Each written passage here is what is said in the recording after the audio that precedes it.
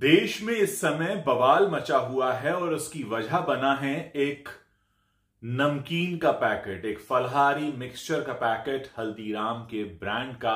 असल में पूरा मामला यह है कि हल्दीराम के ब्रांड का एक फलहारी मिक्सचर आता है जो आमतौर पर, जैसे आजकल नवरात्र चल रहे हैं तो लोग फलहारी मिक्सचर वगैरह खाते हैं अपने व्रत में।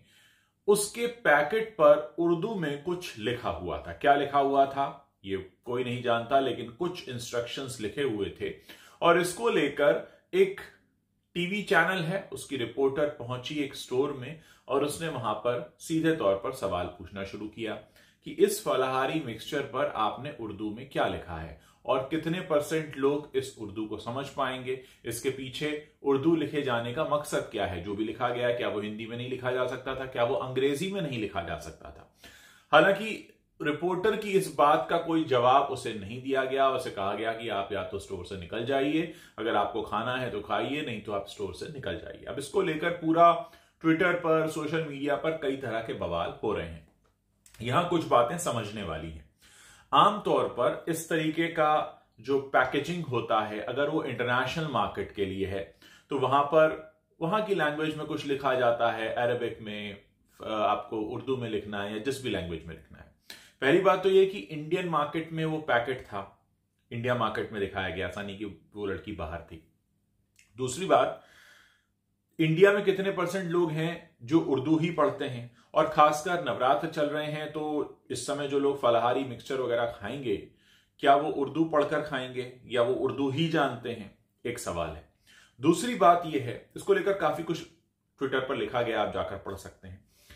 दूसरी बात, एक अहम बात यह भी है कि आमतौर पर बोलचाल की भाषा में हम लोग बहुत से शब्द उर्दू के इस्तेमाल करते हैं, लेकिन हमें मालूम नहीं है। जैसे मैंने अभी बोला, इस्तेमाल करते हैं, यह वर्ड भी हिंदी का वर्ड नहीं है।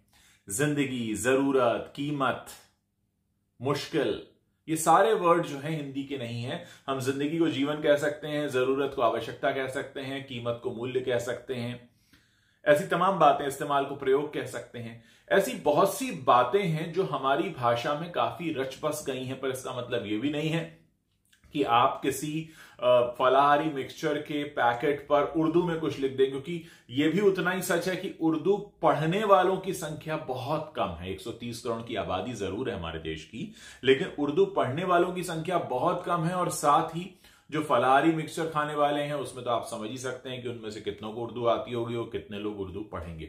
तो सवाल अपनी जगह पर बहुत सही सवाल उठाया गया है। अगर आपकी ये पैकेजिंग इंटरनेशनल मार्केट के लिए थी तो फिर ये पैकेट इंडिया मार्केट में क्या कर रहा था, फलाहारी मिक्सचर में उर्दू में क्यों लिखा था। सारी बातें इस बात को ध्यान में रखकर समझी जानी चाहिए कि हम जो जबान बोलते हैं उसमें बोले जाने वाले कई शब्द भले ही उर्दू के हों, लेकिन उर्दू को पढ़ना कितने लोग जानते हैं, उसका जवाब आपके पास भी होगा कि जिनको स्कूल में पढ़ाई जाती है, और कौन से स्कूल हैं जिनमें उर्दू पढ़ाई जाती है वो भी आप जानते हैं। तो यहां इस बात को लेकर काफी बवाल हो चुका है। इंटरनेट पर बहुत सारे वीडियोस वायरल हैं और बहुत कुछ कहा जा रहा है, लिखा जा रहा है, लेकिन मैं आप लोगों से जानना चाहता हूं कि आपको क्या लगता है। हल्दीराम, जिनके तो नाम में ही राम है, वहां से ऐसी गलती हो रही है। और गलती इसको इसलिए कहा जाना ठीक है क्योंकि आप अगर भारतीय बाजार में कुछ लिख रहे हैं, बेच रहे हैं, तो आपको यहां की भाषा के बारे में तो पता ही होना चाहिए। और अगर आपकी ये इंटरनेशनल पैकेट थी तो फिर वो इंडिया मार्केट में क्या कर रही थी। हालांकि कुछ लोगों ने ऐसी तस्वीरें भी पोस्ट की हैं जिनमें कई शहरों के नाम रेलवे स्टेशन पर उर्दू में लिखे हैं। वो सभी जानते हैं कि उर्दू में लिखे हुए नामों को पढ़ कितने लोग पाते हैं। तो बहुत सारी बातें हैं। मार्केटिंग की जो टीम है हल्दीराम की, उनको भी समझना चाहिए कि इससे उनकी ब्रांड वैल्यू को नुकसान होगा। इससे लोगों के बीच जो सवाल उठ रहे हैं वो कहीं ना कहीं उनके ब्रांड को नुकसान ही पहुंचाने वाले हैं।